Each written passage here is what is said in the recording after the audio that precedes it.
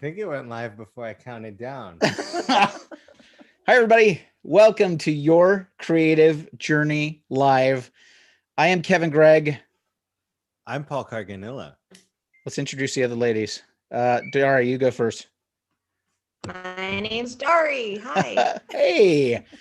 And finally, who else we got? And I'm Krista. Hi. Krista is here. Look at this, man. Krista has shown up. Hey, everybody. Thanks for joining us, man. We've got a huge night ahead of us. Yes, we said we were doing an update. Yes, we invited people last second. We were going to do a check-in here with Dari. And then the last second, I said, we've got to get Krista on here to talk about some stuff that she's been working on. So, gang, we got to say hi to all of our YouTube folks before we start our audio podcast. Dari, I don't know how you're on this and also on the YouTube stream at the same time. Skills. It seems like a time where, hi, Diana, Kelsey, good to see you here. Christine is here. Your sis is here. Who else is here? Look at all these guys. My dad, Daryl, and my mom, Anna. Daryl and Anna, glad to have you guys here. Christine is very proud of you. That is for sure. Hey, producer Craig, so glad to have you here with us tonight. Hey, everybody, I hope you guys are doing well. Hey, if you want, share the best thing that happened this week for you. Why don't you guys do that in the feeds? And heck, I'll be right back. Yeah, sure enough, man. Look at that, Dari. You're saying hi to your mom on this. I love that, man. All right. Look at this. Sam's on here too. Hey, gang. So glad to have everybody here tonight. We're going to give you an update. We've got a bunch of great stuff that's coming up at the very end. Once we finish the audio podcast, we got a little special video treat for you as well. I'll have to tell you, every time that we do this every week, man, it is such a pleasure. And first and foremost, before we get going on the thing, Dari and Krista, thanks for coming on here last minute. You know what I mean? Like Dari kind of knew.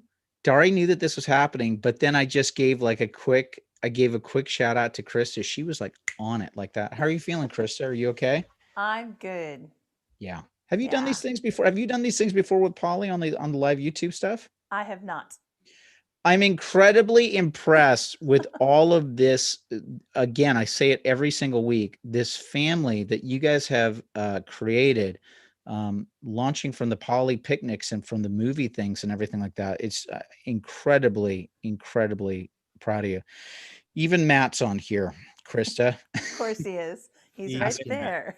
Asking who's that sexy lady on screen. Well, oh, Lord. Well, it's a good thing. It's a good thing, for goodness sake. All right. I tell you what we're going to do. We're going to jump into the audio podcast version of this. Paul, do you have your Zoom mic going, buddy? I do. What? You do. Good. You got battery, you got a card, you're plugged in. I've got my other stuff going. All right, ladies, I'm going to ask you to please mute your videos and your mics, and we'll bring you back in a little bit in the show. Sound good? Okay. Yeah. All right, guys, we'll see you on the other side. Paul, this is just going to leave you and I in just a second. Krista, you're going to figure it out. I know that you are. I have no doubt. She did it. All right, pal. Are you ready to rock and roll? Just the two of us. Yep. I got a funny feeling it's going to be a roller coaster. What do you mean? Maybe is it water that you drink every week? Is it water you drink or is it vodka? This week it's Soleil Blood Orange. But is that sparkling water? Is that what it is? Yeah. Okay, that's awesome. I love it. Let's do this. And who's introducing? I'll introduce. I think it's you. I'm going to introduce it. Paul, when we get out of the tell him what the show's about. You tell him up top. You know what it is. We'll just try it. You can figure it out. You'll be fine. In 5, 4, 3, 2. Hello, everybody, and welcome to Your Creative Journey. I am Kevin Gregg. I'm still Paul Carganilla, and this is still the podcast that you can come to and listen to for any creative inspiration, whether you're a writer, director, actor, dancer, clay sculptor, freestyle walker. Kevin, what else could people be? I love that freestyle walker thing. You could be a freestyle skater. You could be a biker. You could, You could be like you could be a gymnast, right? Gymnasts are artists in a way. No matter what your art is, we are here to inspire you. We are here to inspire you to take action. We meet new people. We talk Yeah. to guests who have been in the industry for years and years, and we share our experiences and try and inspire our listeners to get on that creative, just road to the end of their project, like a couple of people we're going to talk to today. I can't wait, man. We're having some people come back and visit us in just a little bit. But as we always do every week, when we start out our show, we talk about what the best thing was that happened this week. It's a habit that we got into several weeks ago because why not start the show out on a positive vibe? Paul, what was the best thing that happened to you this week? I gotta tell you, Kevin, it's like a yin and yang. Like some weeks I got nothing and I sit here scraping my brain. And some weeks, like this week, there's a top 5. I don't even know. Do it, man. I don't care if you do 2, 3, 4, or 5. Okay, let's do 4. So Everly, my daughter Everly, she's 6 years old. She did a Netflix original film. They wrapped shooting this past March, just before COVID swung in and just took everything out. And we got to watch it on Saturday with the rest of the cast and the crew. Everybody was on Zoom. Yeah. It's a Netflix original. So Netflix did this really cool thing where they said, what's your Netflix account? And then they sent us a private. So we just logged into Netflix and it's there. Wow. But we had to put in a pin and then we could watch it. So we got to watch it. And then afterwards, the cast and crew talked about it on the Zoom there. And that was just really fun. Really. Can you now say what the movie is? Who is in it? Can you say all that stuff yet? Yeah. I think we've talked about it before. I don't know if we've said the actual name here on this show. Okay, my daughter's in a movie called Yes Day. It's a Netflix original produced by Jennifer Garner, and it's about a family and the parents they find themselves saying no all the time, and then they decide to give their kids a yes day where they just say yes all day long, and the kids basically control the day. So Jennifer Garner's the mom, and she plays my daughter's mother. Wow. And the dad is Edgar Ramirez, who has he's done a bunch of stuff in the past, but since this movie, I've seen him in commercial trailer. He must be wow. But her sister's played by a Disney Star fan who is also just taking off now, Jenna Ortega. She's 17 or she's 18 now, and she's this just huge rising star. And her brother is played by a kid named Julian Lerner, who's a Broadway kid, and he's just amazing. And the movie, just from start to finish, is just fun. So anybody loves family movies, this one's going to be a classic for sure. That's amazing, man. So cool. Now, here's a cool thing. So you said that they sort of did a Zoom meeting afterwards. Did they tape that for later, or do you know? Or I think they did. They just all got to talk about it and what they loved about it and memories and stuff. So it was really neat. Did Everly get to talk too on the Zoom meeting? Yeah. Nice. They were blown away by her lack of teeth. It was really cute. That is awesome, man. I saw some pictures and some video that you shared this weekend. Really, really cool. What a good moment for your entire family to do that. Anything else? Share another one, man. I don't care. Share another one. I've only got one-ish, I think. All right. So today we just found out it's not a done deal, but she was the casting selection on a new series. I know. It's crazy. So she did Yes Day before COVID. As soon as COVID was letting up, she did a short that I can't even talk about yet. Now she's working on an original television series for a streaming service that I can't even talk about yet. And then that one's supposed to wrap shooting in March. And then this new one that she's basically, we found out she got today, starts shooting in April. And all of this, and she nothing she's done is out yet. Yeah. That's the craziest thing to me is just casting directors aren't seeing her and going, she's great, let's get her. She's auditioning for these things, and it's just crazy. Can I ask you, how are you guys how are you navigating all this? Because especially when you say she's in these series, the thing that she got she's a regular on it. She's going to be a regular. Yeah. Okay. So are you guys talking about that, how to navigate it? I mean, obviously, I think in your area, are you guys just online schooling? Or are you doing a hybrid model, or what's going on with you guys? It's a hybrid model right now. and it's actually really cool because when she works, she has to spend a certain amount of time with the set teacher on set, but she's actually able to do it virtually with her own class. Great. Her set teacher is there, but she's in class with her friends, which is awesome. That is something else. Okay, so how are you and Jamie doing with all this? Like, are you super excited? Are you trying to figure out how to navigate this, you know? Fantastic. We're just so blessed. Like all four of Everly's grandparents live nearby. Hmm. And since Jamie did so much work as a kid, like her parents are just used to it. They just fell right back into an old routine of taking her to set and all that stuff. Wow. So it's amazing. And I tell you, like the set that she's working on now, it's a Sony production, and they have got these COVID tests. They Mhm. test everyone as soon as they arrive to set. Yep. It takes 30 to 45 minutes to get the test back. Yep. If everybody's good, they shoot. About halfway through the day, they break for lunch. They test everyone again on the way to lunch. Yep. Like they got it unlocked, man. It's funny. My buddy Chip Eston, who I hope to get on the show here, he does Outer Banks on Netflix, and they've been shooting down in where do they shoot down, man? Like down in Charlotte. But same thing.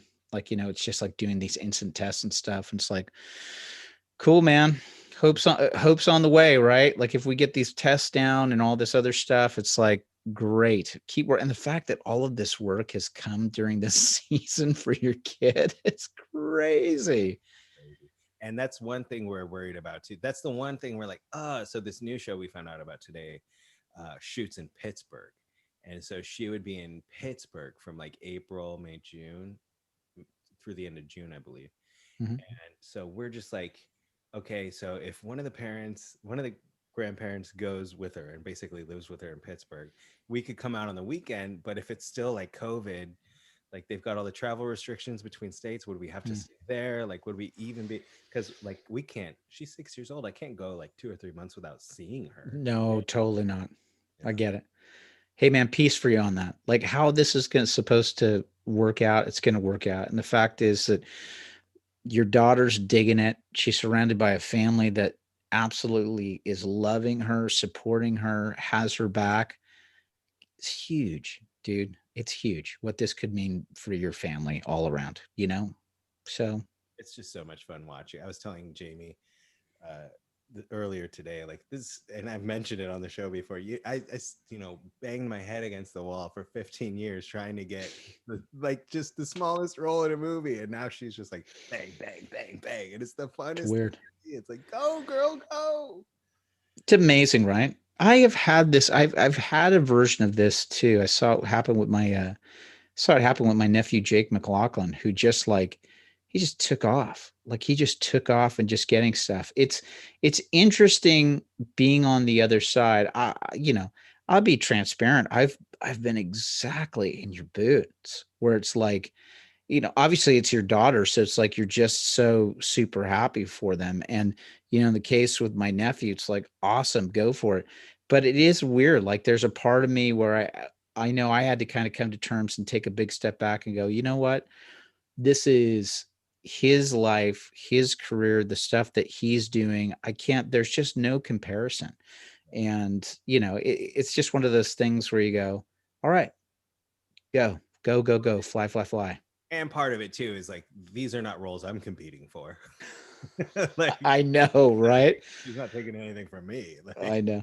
It's strange, right? It's strange how this business is. I think that I got to a point years ago where I just realized there are odd things that happen. Even when I've booked stuff, it's like I just go, wow, this is a huge blessing. I'm so glad that I got it. But I think I came to the realization, probably 15, 16 years ago, which was, hey man, just because you do A, B, C, and D doesn't mean you get E, F, G, H, right? It doesn't work like a formula, but you just show up and you do the work, and then you're grateful for the things that come along. But again, like, we're talking with Corey Pollard last week, and, talk about being in that state of like almost just continual improv. Like there's no way you guys could plan for this stuff that's happening with Everly right now. So huge, buddy. Huge. Well done. fun. Just fun. I will. Rounding out my top three. Yes, sir. I got to see our friend Danny Roque, who suffered a huge stroke a couple months ago. Yeah. He and his wife, lovely wife Nora, just decided they wanted to go out for a drive, and they live far away from me, and they decided they were going to bring my family dinner. And What? Danny and Nora drove to Michelli's, got us Michelli's, brought it all the way out here. And had no idea like what time I got home from work. They ended up waiting for me out front for like a half an hour just so we could stand 6 feet apart and say, "Oh my God, how are you guys?" That is such a typical Danny Roque thing. I cannot tell you the amount of times that I've gotten a phone call in North Hollywood with Danny just pulling up. It doesn't surprise me at all that he made Nora drive him in that car. What'd you guys get from Michelli's? Michelli's in Studio City, North Hollywood, man. What'd you get? Pizza and pasta. I love their pizza. Their Michelli's pizza is so good, man. What a huge. Cool. Obviously, so amazing to see them and to see how he's doing. But like, the size of their hearts, and he's just like, if I can support this restaurant through what's going on right now, and also like buy dinner for my friend, I'm a happy guy. And just like the selflessness and just the love in their hearts is just amazing.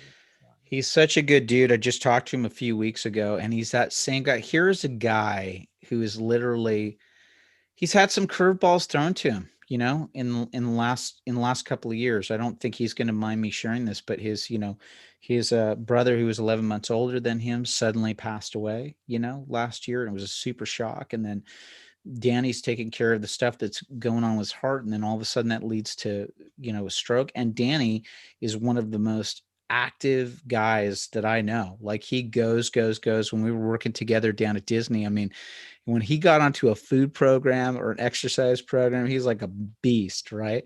And he's one of these guys, man. He just always goes. And I will tell you the same thing, Paul, which is like, here I am having this conversation with my friend who I've just known for decades now, and the size of his heart, where he will say the same thing. If there's anything that I can do for you, if there's anything you need, let me know. That's the type of life we should all be living. You know what I mean? Like out of our own junk. And I think Danny's just a perfect example of that. Love you, Danny. Deal with it. Yeah. All right. Enough about my life. Kevin, what's the best thing that happened to you this week? Oh, I'll tell you what. I'll say two things that were good for me this week. I've been continuing to work on these small little writing projects that I was brought on, which have been a real joy. Again, not a huge financial windfall, but I'm really digging the process. I'm working with a couple of different clients on some stuff, and I just enjoy it. The fact that I'm able to actually like write and create with these people and figure out stuff. I can't really reveal what it is at the moment because we're, again, it's not going to be big, but hey man, it's movement in the right direction. The other thing is this is just going to be the selfish part of me. So my son, Duncan's 21 years old. He's going to be 22 in May, if you can believe that. He's finishing up. Duncan has autism. He's on the moderate to severe range. So he's still in schooling with LAUSD.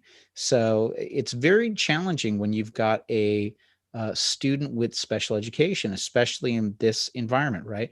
Duncan has some communication challenges and all that. And most of the stuff that he does at this school that he goes to is a lot of it is like work training related. So a lot of it is like physical, hands-on, here's the next thing you do, all this stuff. So imagine that you take away all of that, and now, hey, everybody, we're going to have Zoom classes, right? It's really challenging. Now, I will say this, his school has stepped up to the plate.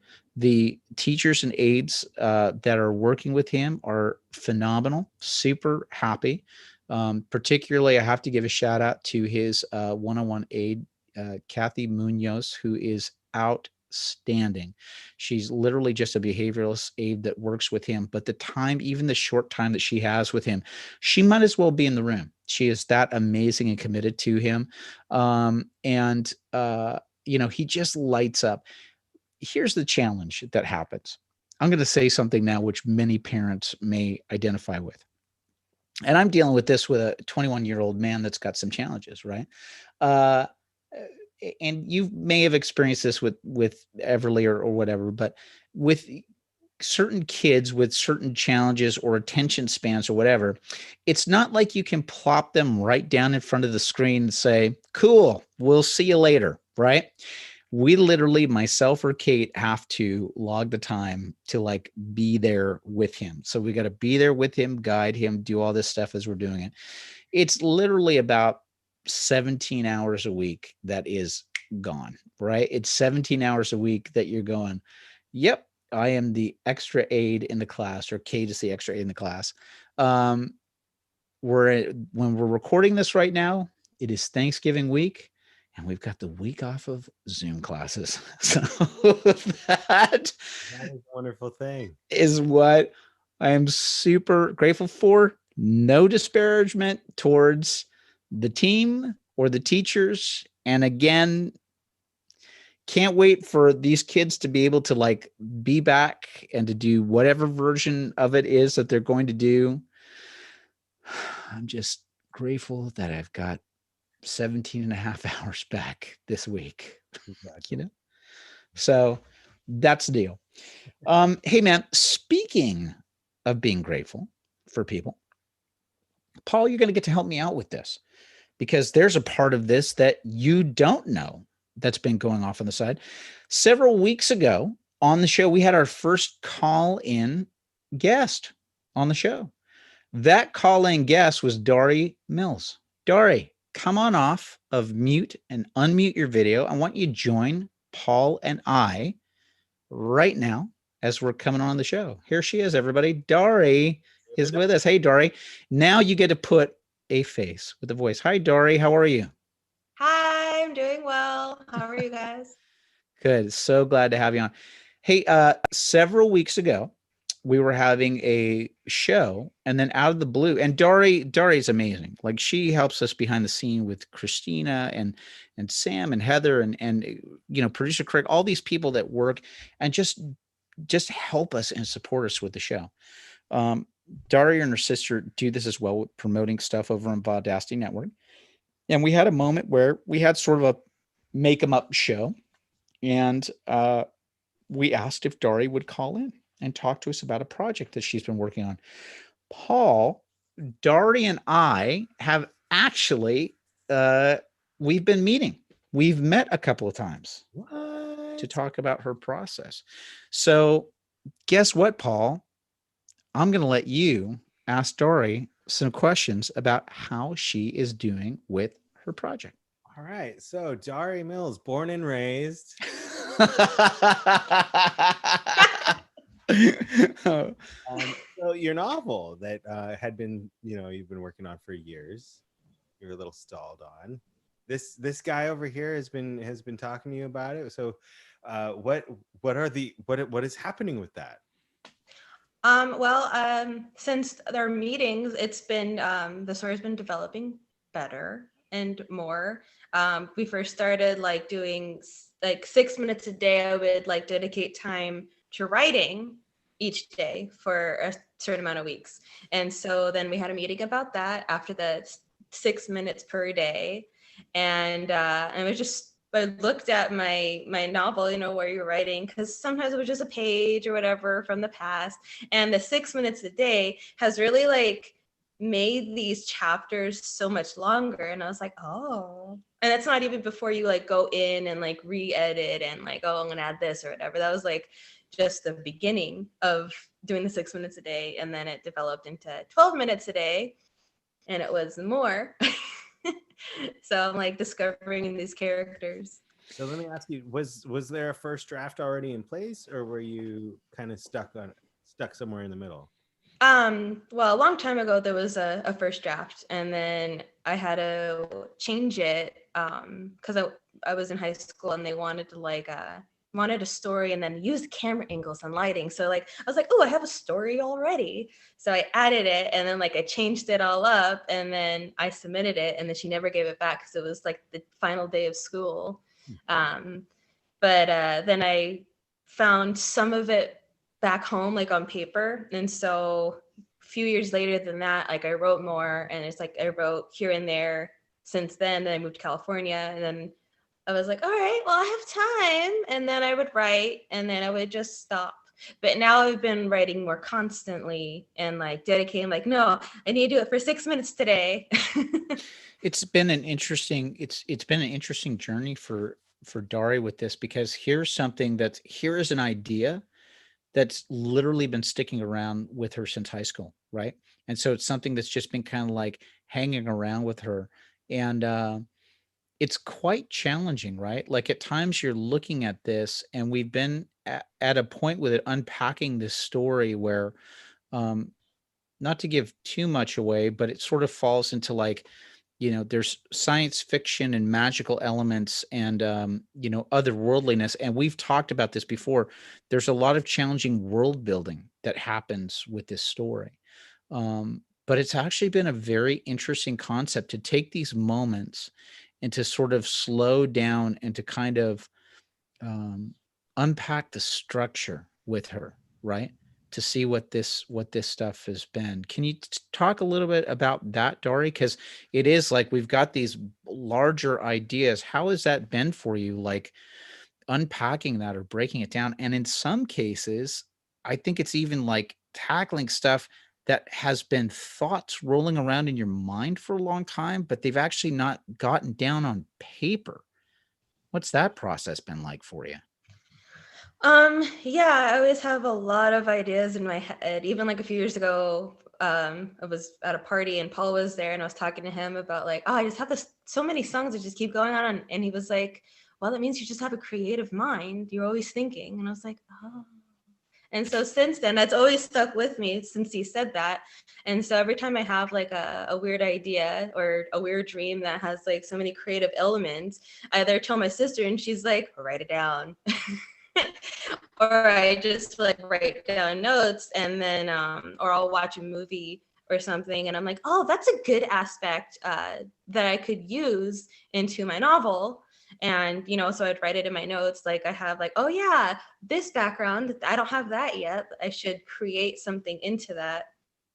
It's interesting, Paul. I'll throw this out to you too, man. I have had moments with stuff that I've been working on. I think you talked about it a little while when you're doing writing, Paul, right? Like sometimes you have music and soundtracks on that sort of match a theme of something that you're doing. Is that correct? Yeah. I think for me, it's like, the feeling of how I picture the soundtrack sounding, and I'll just have that kind of music going on in the background.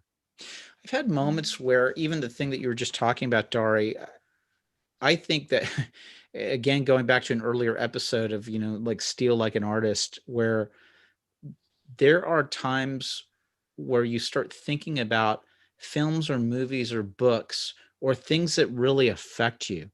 I know that there are certain themes that when I read them, anything that sort of gets me welled up or makes me cry, like I go, what is that? What, not just the scene that I'm seeing, but it's almost like the deeper emotion behind it. A theme that's very poignant for me is whenever I see self-sacrifice from other people. Whenever I see a theme like that or something where somebody like surprises you particularly, it's always like the person that you didn't think was going to do it, and they rise to the occasion and they sacrifice themselves. Like that's an element that I go, what is that? Or when somebody has I'll tell you what's a very powerful scene for me. If any of you have ever seen that movie Fearless with Jeff Bridges, spoiler alert on a movie that's almost 30 years old. But there is a moment where towards the end of the movie where this is a guy that has survived a he's survived a plane crash. And like a lot of other people on this plane crash didn't, but a lot of people did. And throughout the movie, he's been testing his luck. And he has a moment at the end of the movie where he's finally gone too far. And it looks like, and he just has this realization of just like, no, I want to live. And for me, like that idea of people being self-destructive or in a way, and then having that full realization, that's a theme for me that's like, super powerful. Anyway, I just say all that, Dari, because it's not a bad thing. Like when you get these creative ideas that pop up, there's something that's sparking for you. And it's interesting that we've talked about, like, grabbing that phone or making a voice memo or something for yourself, Yeah, I've been watching 3 different shows, different times. And I've been watching Once Upon a Time, or rewatching, and watching this anime called Fruits Basket, and playing Kingdom Hearts. And they have like their specific elements I really love of each different thing. One's a video games, one's a little anime, one's like a long show. And I like the theme of redemption and the elements of like a friendship, trio friendships, and the good guy and understanding the bad guy and how the bad guy became a bad guy. And my novel has those elements, as Kevin knows. Paul doesn't yet. It's good, man. I can't wait. Look at this. I'm looking at these comments that are out here. You've got so many people that are just cheering you on. Look at this. I think Hunter's on here. Hunter saying, Kevin, you must love The Giving Tree. Yes, that book makes me cry when you get towards the end of it. And yes, Brian Reed, Fearless is a bomb-proof film. That's for sure. Look at that. You got people cheering you on for Once Upon a Time in Kingdom Hearts, right? I like what you just said, Dari, because I think it's something that I think anyone who's listening or watching that is interested in writing, it's a very important aspect of just the whole idea. It's so cliche, but it's true. The villain thinks he's the hero of his own movie. Like whatever he is going for, he believes is right, and whatever led him to that place. Just it's so important if you've got a good guy bad guy film or relationship that the bad guy has to be as strong as the good guy. It can't always just be like one of my favorite movies, top 5 of all time, is just Iron Man, because I judge favorite movies on like rewatchableness. Like yes, time that's on, I'll watch it. Yes, it's like the one thing that kills me about that movie is just like how the ending battle just seemed pretty easy. Like I don't know if it just wasn't long enough or just like there wasn't enough of a struggle, but it just seemed like even though like Tony's like armor got ripped off, he lost his glove and he only had one hand, it just seemed like it was pretty easy for him. And so anytime you're writing, I've been looking at Wicked a lot this past week, because we're doing it this weekend on the variety show. We're doing the music from that story. And I remember seeing it live and walking out of that theater just thinking, man, you just took the most iconic villain of all time and made everyone in that theater root for her, cry for her, and just like go on this incredible journey where like she talk about the villain is the hero of her own story. Like that's what Wicked is, showing you the wicked witch like as the hero. And it's so important anytime you're writing any type of story with that kind of hero or villain relationship to make that your villain just as strong as your hero. I'm going to give you 2 great examples that you just triggered stuff for me. Avengers Infinity War with Thanos, listening to the commentary by the Russo brothers and then the other 2 screenwriters that are on that. They wrote that screenplay, even though Thanos, spoiler alert, does what he does at the end with that snap, right? They wrote that movie with the idea of Thanos being the hero of his quest. That's what he is doing in that movie, even though it's tragic for all of us on the other side of like seeing what happens to all of our superheroes and all this stuff. For him, that movie is about Thanos getting what he wants, his goal. And that's the journey that's happening there. As crazy and as a madman as he does that. Here's another thing that again, movie commentaries. Peter Jackson does this with Fran Walsh and Philippa Boyens when they were working on the Lord of the Rings stuff and the Hobbit movies. And it's a thing that Peter Jackson always does. And we've talked about it, Dari, about the Red Rising novels. They're like these science fiction dystopian novels, which are really good, but it's about upping the stakes, especially when you get into action stuff. Up the stakes. How much more can you paint your characters and your heroes into a corner, into a situation, which it sprung off of that thing that you talked about, Paul, with the Iron Man situation of like, it just seemed too early. It's just like, how do we up it? How do we up it? How do we paint them into a corner,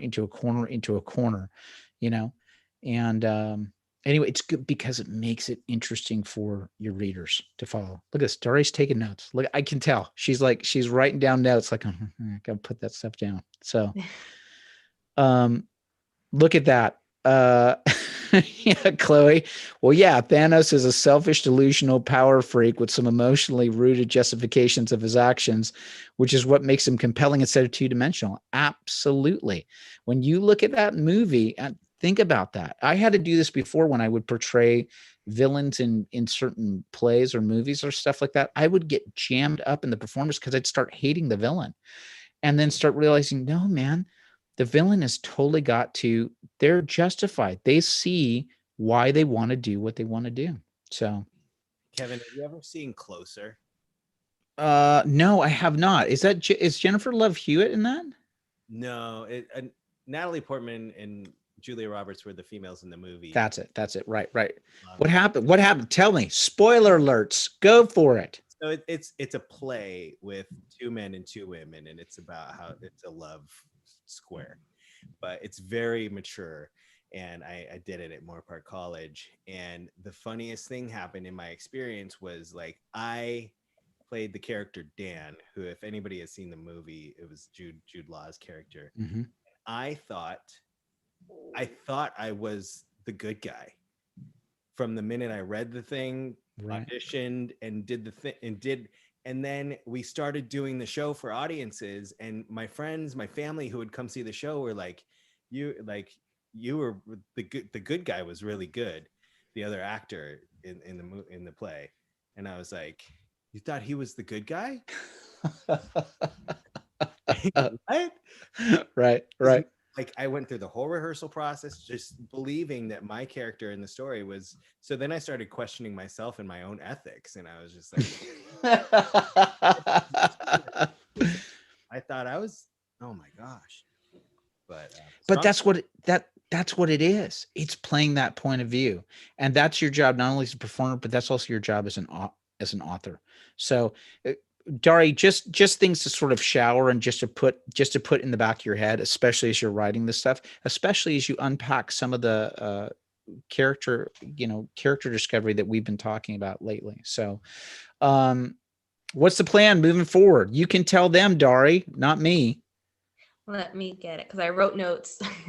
She wrote notes. In case I became stumped. I've been working, on Apple and trying to really decide who actually is the villain. Because, there is this bad guy. There is this like juggernaut of a force bad guy.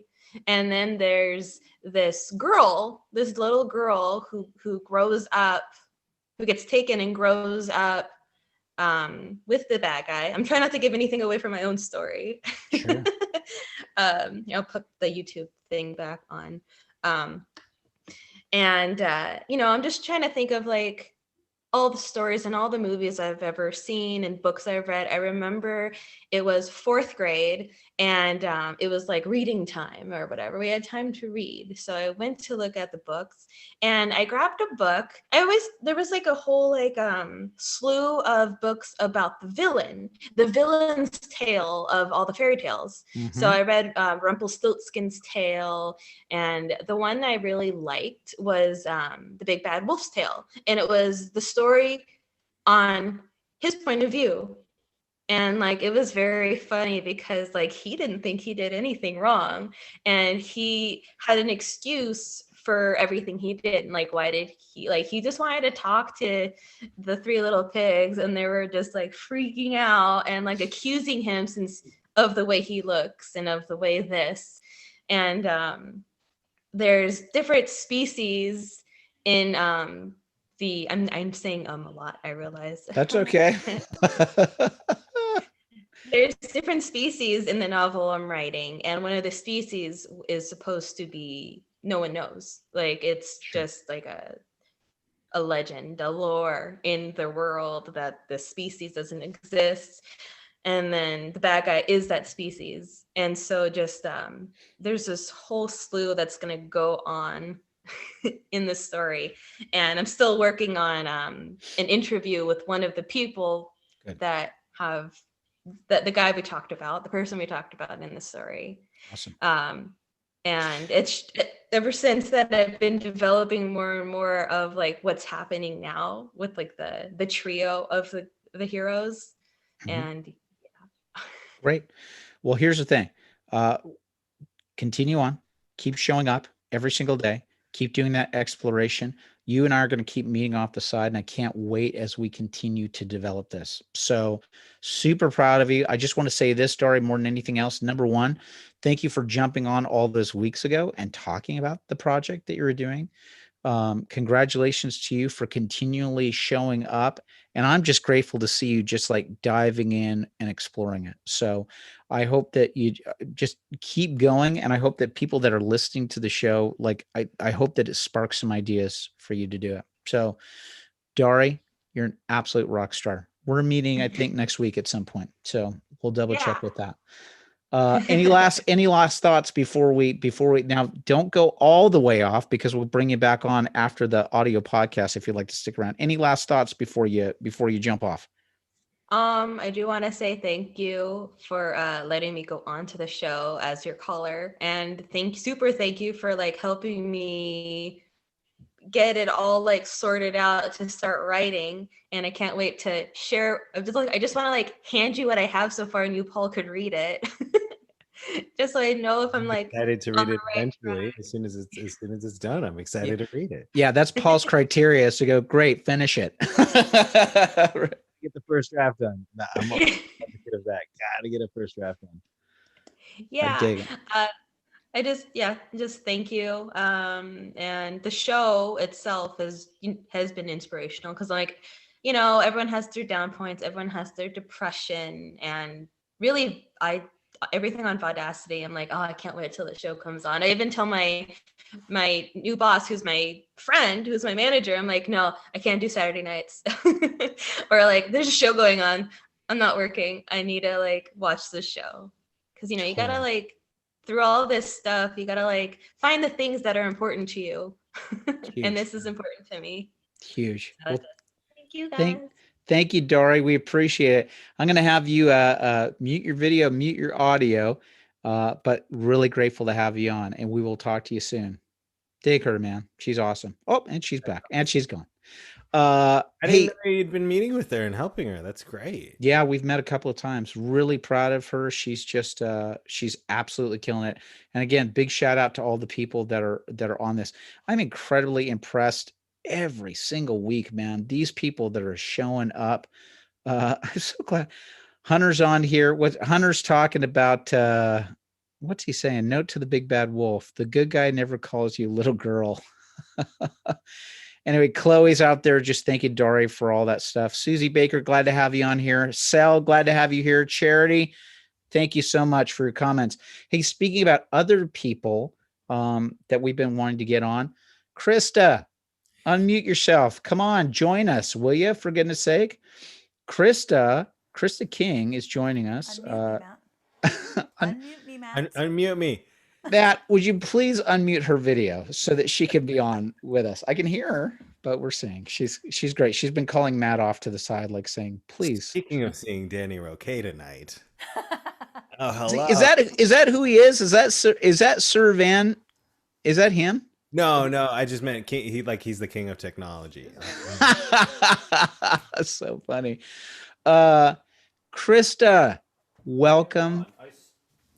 We hear you, Matt. You're good. Yeah, you're good, Matt. You did it. Krista, so glad to have you on the show. Hey, Paul, run me through this. How did you guys meet? Because this is part of like all your Paul family here, man. You're Paul's We just met through, doing stuff at Disney, and Matt and Krista just being amazing supporters. I think the first time I remember talking to them, because we would see each other a lot at parties, and sometimes at parties I party. And Wait, Paul parties? No. I think I saw him after a show at like Danny Carey's first album release party at the House of Blues. Might have been like first time I remember like meeting them. But then the first time I had a conversation with them was after the premiere of Dan Franklin and my documentary, The Live to Dream Project. They were there. And then, of course, they just were supporters, amazing supporters over the years. And I remember after I finished one of my short films, The Flame, I was just, I saw like the local people who needed to get their DVDs, and some lived in town and some are nearby. And I drove up with a DVD in hand, showed up at their house, and Matt was working in the driveway. He's like, I didn't know you're hand delivering these.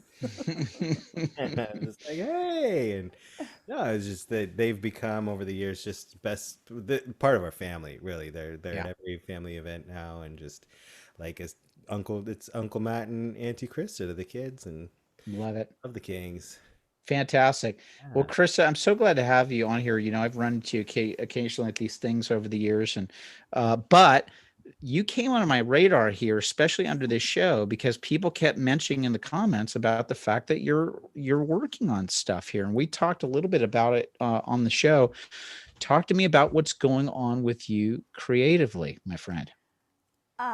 Currently, because of the podcast, I have gone back to work that I had walked away from about a year ago. And I'm working, trying to get in my 6 minutes. That becomes 12 minutes, that becomes 45 minutes, that becomes, the hour. And the thing that you're working on right now, you're working on screenplays, but these are also based off of novels that you had written a while back. Yeah? True. Yeah. So I have about 9 manuscript stories kind of out there in novel form, but in different stages of doneness. Okay. It never entered my mind to write a script, ever. I wanted to write a novel, I wanted it to be published, and I wanted a pretty picture on the front, and that's all I had strived to do. What was it that when you first started these things, are they all connected, or are they 9 different stories? 9 different stories. So 9 different stories. What was the thing that first drove you all those years ago to write these things? Because believe me, I get it. Writing a manuscript is no easy task. Yeah. Reading. I started reading romance novels. And I thought they're cool, but I wonder if you added this twist or that twist, it would be even cooler to read. Let me start messing with it. And so I started in high school, and I started playing around, and it would be the boy meets girl, boy loses girl, boy gets girl back, because that's the right format. Correct. But then I would add some sort of wild obstacle that they had to get over in order to, come right back together. Interesting. And so now you've had these manuscripts over the years, and have you at any point, did you ever try doing self-publishing or showing them around, or they just, and can I add, they haven't, they just sort of stayed there? Yeah, they just live in a little Word folder called Stories. And when something triggers a thought or hey, I bet that this character would be doing XYZ, I'll jump in there, add a page, tweak it. I'll sit down and read the whole thing from top to bottom, putting in little notes or whatever that I need to tweak or change. Wow, this is absolutely fascinating. And so this is a thing that you would just continue to just go back and go back and go back over. Yeah. Was there any other, was there plans with the manuscripts? I mean, obviously it was like at some point, like I want it published with a little picture, all that stuff. Yeah. But, probably not. I mean, I've always thought about it, but I had no idea how to do it. And I had never heard of anyone who had ever gotten published. Enter Dylan. So when Dylan starts talking about being this is Dylan White that we just had on the show a couple of years. So Dylan mentions he's self-published through Amazon, and poor Dylan, and now I'm peppering Dylan with questions.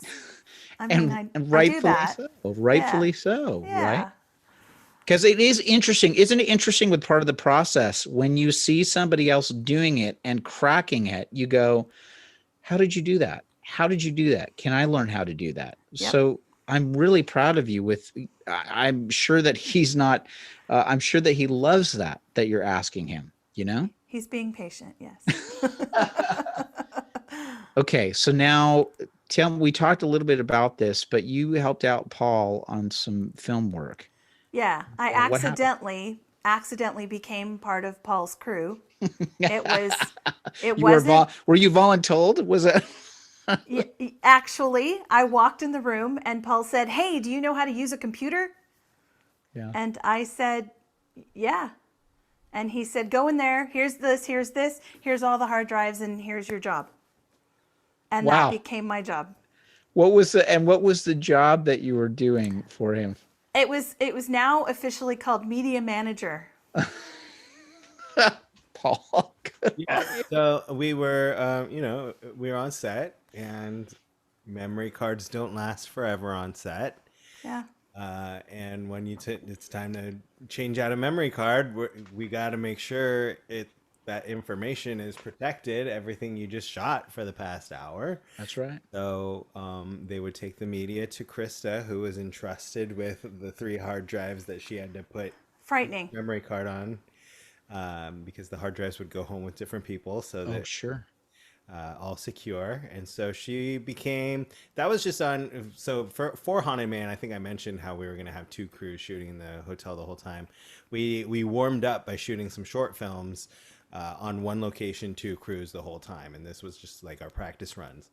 And she showed up one day for one of those and became the media manager on that. And then it just she was stuck. She was trapped in our web, and she was not allowed to leave.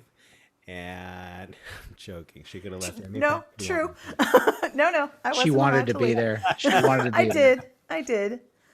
To the point where, it came time to shoot the Haunted Man, and she was the media manager on set for the film. Amazing. So you happen to be on these, you're on these film sets, and what are you starting to notice, Krista? Well, it actually started with the table read once the cast was in place for Haunted Man. Mm-hmm. It was 1 billion degrees where we were. Yep. And I was completely, it didn't even matter. People were saying Paul's words.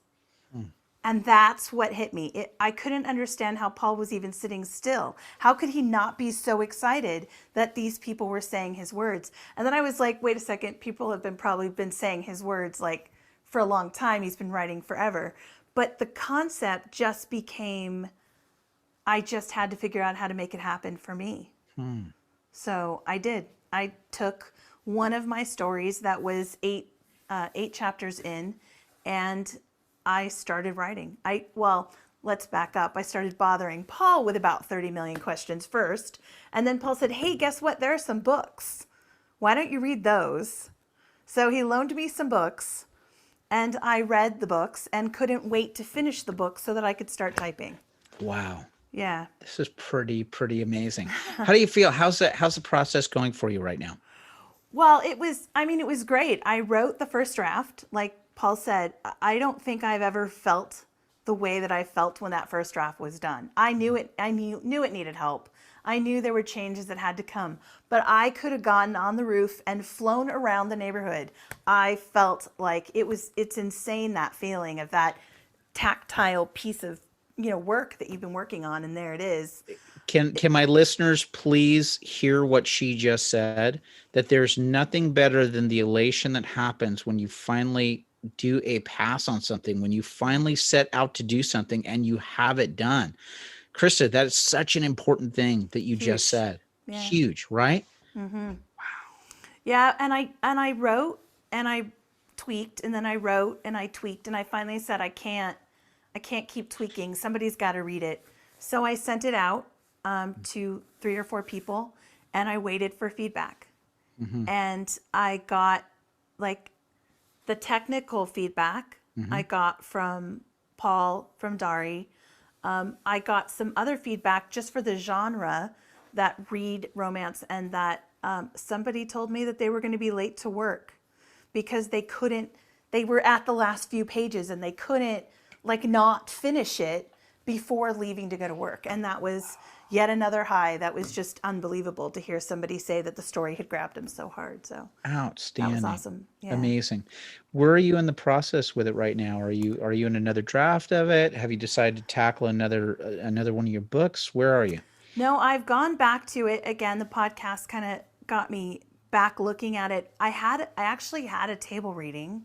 I invited all of my very creative, very talented actor friends over and said, I have written it and read it 30 times. Can somebody read it so I can really... Before COVID, Matt Yeah. saying in the Oh, background. yeah. It was like a year ago. This was not a year and a half ago. It was a while back. And I felt that people saying my words for the first time, that, and the first like 3 pages, I'm all teary-eyed and the whole thing. But we figured out, or I figured out from the feedback, one of the key problems that I was going to have is that we had producer Craig, as a matter of fact, reading the kind of action on the script. And we realized that we were hearing producer Craig reading an awful lot. And so I realized that there's a challenge taking it from a novel to a script, because I still know the backstory of every single character and what their facial expression is going to be and what they're thinking and what they're feeling. And I tried to put that into my script. Yeah. So yeah, It's fast. It needs work. Screenwriting is a very interesting thing. I think Shane Black, who wrote like Lethal Weapon and all this stuff, he became very famous, especially in the like 80s, really like the mid to late 80s. But he would write screenplays, and his screen directions and stuff were almost never anything that you would see in the thing. But he wrote the screenplay knowing that a producer was going to read it. So how do I write this thing that, even though I'm describing these feelings, but how do I also still make it flow so that I don't get as caught up in the technical details with it, but making sure, like, if this was a screenplay that I wanted a potential producer or director or actor to read, does it flow in a way that they can get the sense of what it is? And sometimes with these screenplays, there's another guy whose last name is Gallagher. He worked on that Syriana screenplay, but he got some notes from David Milch. He worked with David Milch on Deadwood and some of those other things. But it's a strange concept. But what's the thing that's not on the page that somebody's sort of reading in between the lines and kind of going, oh, I'm filling in the blanks. What am I saying? What am I saying just enough? Because screenplays are an exercise in very lightness, you know what I mean? Like frugality, right? Like, how do I get this stuff out there? So I'm delivering the stuff, getting the stuff, but also making sure that the reader is filling in with their imagination. And that's what a lot of people like don't even realize. I mean, and by people, I mean just like people who never would think to write or read a screenplay, people who just enjoy movies. But the screenplay is just, it's basically a blueprint, and then the producers do their work, and the director does his work, and the actors say the lines their way. Whereas like if you're writing a novel, you want the person consuming it to know exactly how this person looked and said this, or exactly how this room looked and felt. But in a movie, that's all up to the director. It's not on you. In a lot of ways, as a screenwriter, you're giving that up. But what you want to do if you ever get to the sense or the opportunity to sell a screenplay, like you're selling something that someone else looks at and says, "Oh, I can make this awesome."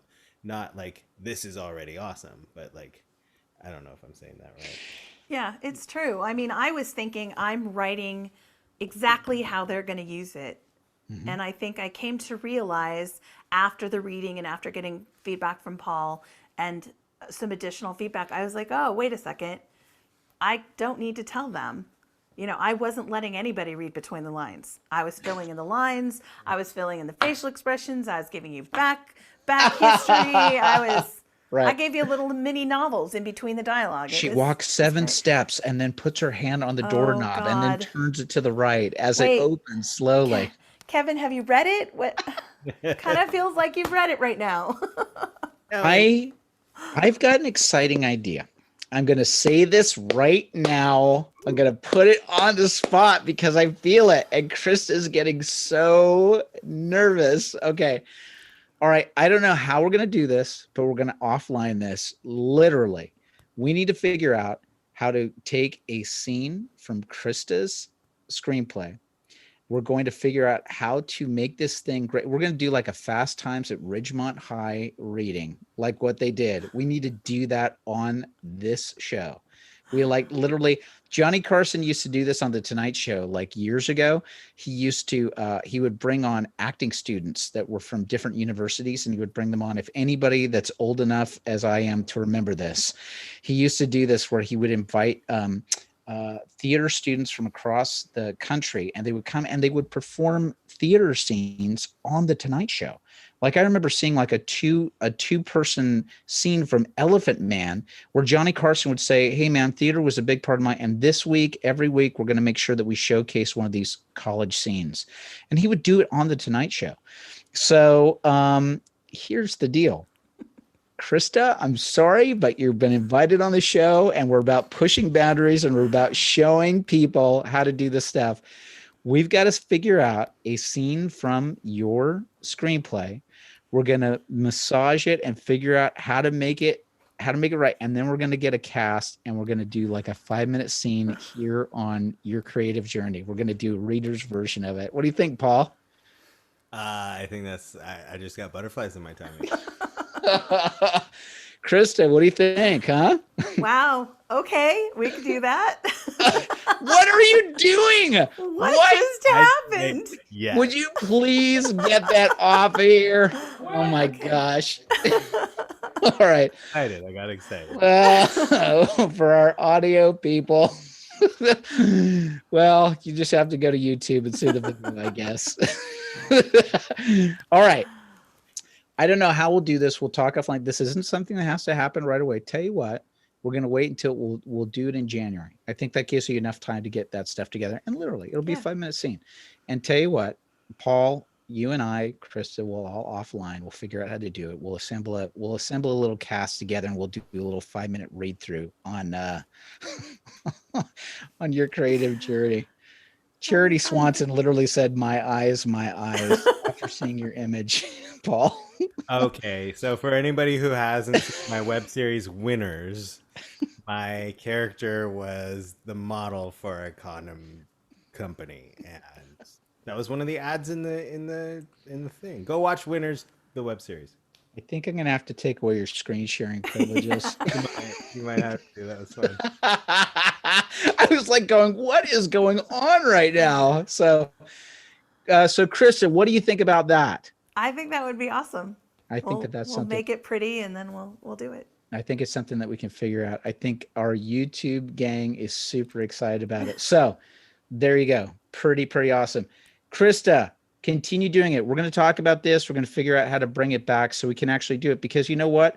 I'm all about like helping encourage people to actually get their projects done. So let's give them a forum to be able to do it, you know? Yeah. So there you go. Krista, I'm going to say goodbye to you. Thank you to Matt. You can stick around if you want to. All you have to do is just mute the mic and mute the video. We'll see. If Matt does it, we'll see. Right? Awesome. Thank you guys. Thanks, Krista. We will talk very soon about this. Excited to read your words on this show. Yay. I like it. Very good. Paul, guess what? We've got the picture again. No, thank you.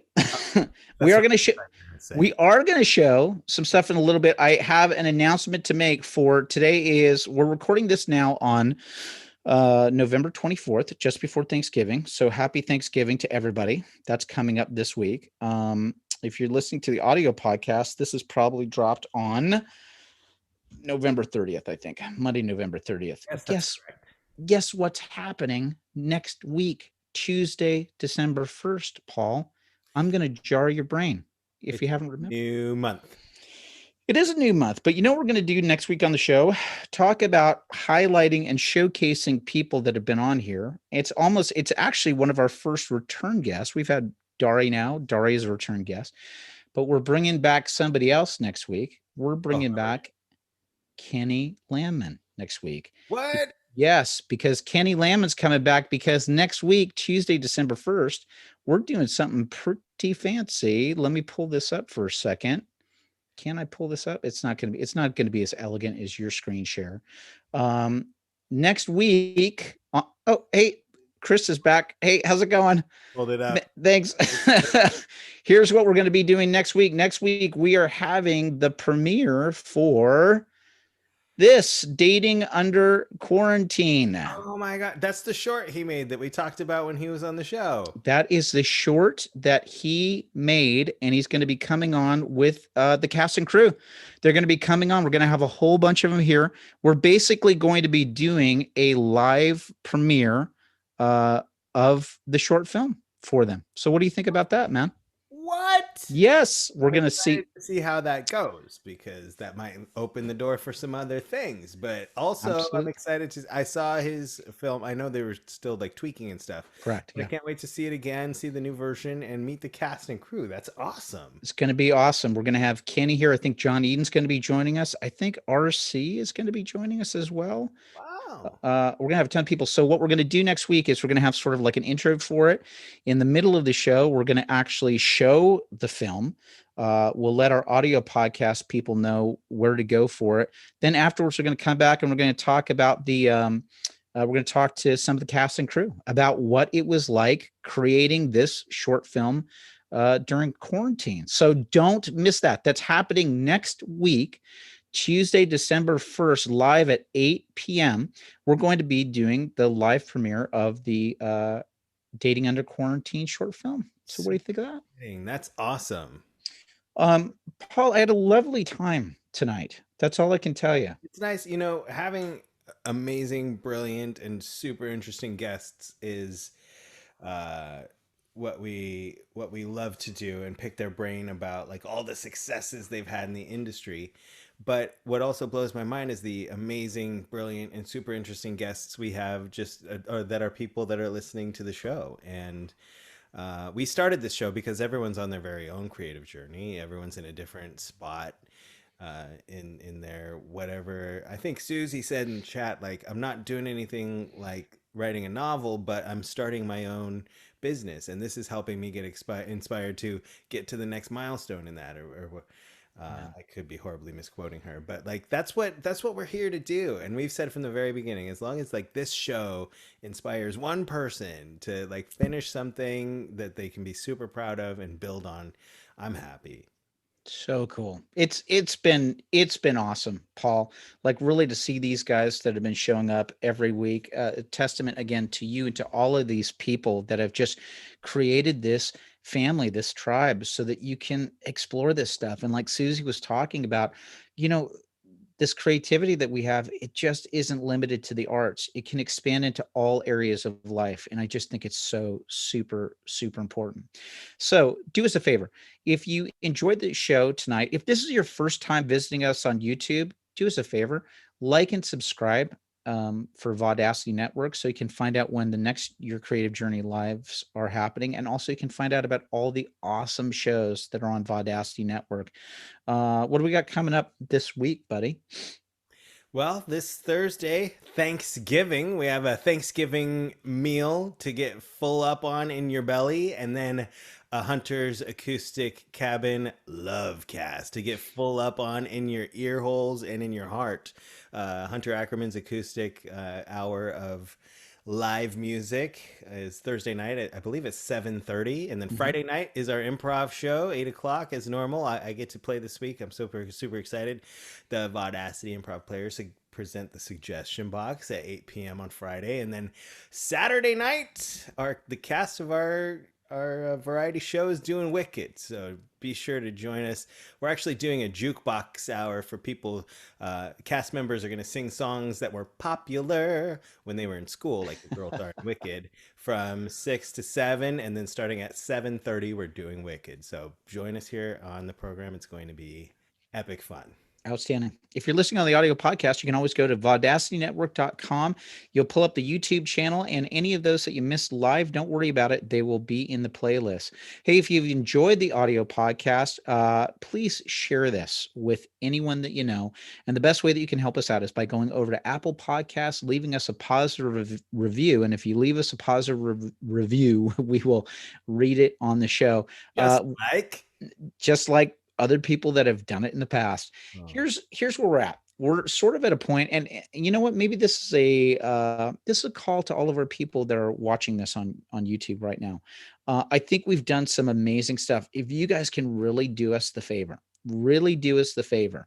of when you see the audio podcast, and you can go over to yourcreativejourneypodcast.com, any of those episodes that you've seen in the past, copy those links and share those shows with other people, because I think that we're not seeing all of these different things, because I think we've got an incredible group of people that have been showing up and seeing the show, and you guys have been amazing.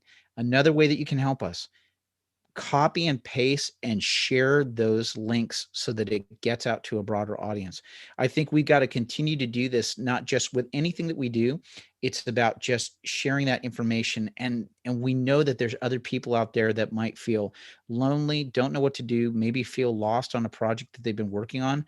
Boy, wouldn't it be great if they'd be able to come back and take a look at the last 26 shows that we've seen and said, oh my gosh, I found my place. I found my other people. So in a way, all that tribe and fans and those people that are out there listening right now, go over to yourcreativejourneypodcast.com, take a look at past shows, different episodes that you've liked, click on those pages, and then share those links. Just share those links with your friends so that we can point people back towards the show. That's one of the best ways that you can help us. That's all I've got for right now. YouTube gang, stick around, because I've got one more special treat for you. Paul, a pleasure as always, buddy. We're going to have a big episode next week. I'm looking forward to it. I'm really excited. Thank you. Have a great Thanksgiving, and I love you. Love you too, man. And that's the end of our audio podcast. Hey, Kristas and Dari, if you guys want to unmute and come back on, you're more than welcome to. These guys were outstanding, man. You guys did such an amazing job. Hey, I just want to give a shout out to all of these people on the YouTube feed, man. You guys are rock stars. Oh, God. Oh, gosh, Paul. I'm going to take it away. I just got to take away. I've got to take away your screen share. You guys are awesome. Block it. And is that a way to thank people? Right? It reminds me of Deadpool. Yes. Totally Deadpool. Yeah. This was before Deadpool. Oh my gosh. Put my mic up for Deadpool. Here's what I'm going to do, gang. While we're here, this is Paul. We'll have to talk about the technical stuff in just a little bit. You know what I want to do? Guess what? I want to show these guys the trailer for Dating Under Quarantine. What do you think about that? Heck yeah. So here's what I'm going to do real quick, gang. I'm going to see what I can share. And I want to make sure that I optimize the screen share and this stuff as I'm talking out loud to myself. Gang, are you guys ready to see this? Yes? Yes. We'll say yes. As. All right, guys. Hey, Paul, if you can't hear me doing this, I'm going to ask Dari and Kristas, if you can just audio mute yourself. You don't have to video mute yourself. And then Paul, let me know if you actually give me a thumbs up if you can hear this, and you can mute yourself too, Paul. If you can hear it, just give me a thumbs up. With no clear end in sight, this quarantine could last indefinitely. As the virus continues to spread worldwide, I gotta do something with my life. You know what'd be good for you? A dating app. Are you insane? Hello, and welcome to Single Mingle. My man, how's it going over there? Online dating sucks. I think I was just supposed to be saying my name and my favorite hobby. The right one will come along. Well, there you go. Dating Under Quarantine, which is coming out right here next week, man. We're gonna have like a little movie premiere, bro. What do you think about that? Yeah, I think I need to talk to our tech guy Sam about playing it over the OBS system, so it's 1080p. Yeah, I think that's probably going to be the best thing. That would be awesome. You and I we'll talk about this offline too, because I sure would like that a whole bunch. What do you think, man? Pretty exciting. You got anything else? You got anything else to say? I don't have anything else to say. Ladies, do you have anything else to say? I'm gonna take that as a no. I can take that as this. I don't think so. I get it. How about all right. Piglet is a pig. It's the armadillo. It's a pig. Who's fighting? It is a piglet. Armadillo. Is this like a long conversation that you guys have been having? Is this like a long-term fight that you've been having? Yeah, this Well, has been going on for quite a while. It's just people who refuse to believe that Piglet is an armadillo when Matt says he's a pigadillo. And then we have Matt. Yeah. Matt wants everyone to be happy, so he says a pigadillo. What are you gonna do? That's wrong too. It's also pronounced GIF. Sorry, I've got. Please, let's not go down this route. Okay? Let's just get through this. All right. Here's what I want to say to everybody. To the people that have been online, Wendy Walker, thank you. Can't wait. So glad that you're here as well. Hunter was here for a little bit. Producer Craig agrees that it's a pigadillo. I'm not getting in the middle of this fight. You know? What are you going to do? Where the heck are you guys? I'm trying to. All right. So that's it, gang. Thank you so much for joining us. Happy Thanksgiving to each and every one of you. I won't see you for that, but please enjoy your time with your family. Be safe, be sound. God bless each and every one of you. And more than anything else, I'm super grateful for this show, buddy. I'm grateful for this show and this podcast. This is a thing that when I take a look back on what's happened during this COVID season, the fact that we were able to create this, God bless you, Paul Carganilla, for sending me that text and saying we should do a podcast together. So God bless you, Kevin Gregg, for taking the ball and running with it. This has just been amazing. I think like Cell said over here. No, yeah. It's been a breath of fresh air. It really has. And it's also been that breath of fresh air that lights the fire and keeps it going. Amen. Amen. Happy Thanksgiving, Dari, Krista, Matt, producer Craig, all of the gang that's online. Thank you for all of your continued help. Look at that. Even Kenny Lemon is here with Dating Under Quarantine, saying good stuff. We're going to work it out and make this happen. All right, gang. We'll see you next week here. Just, oh boy, here we go. Piglet again. See you next week for the premiere of Dating Under Quarantine. All right, guys. I'm going to end our live stream. God bless you guys. Everyone have a great evening, and we will see you next week. Bye-bye.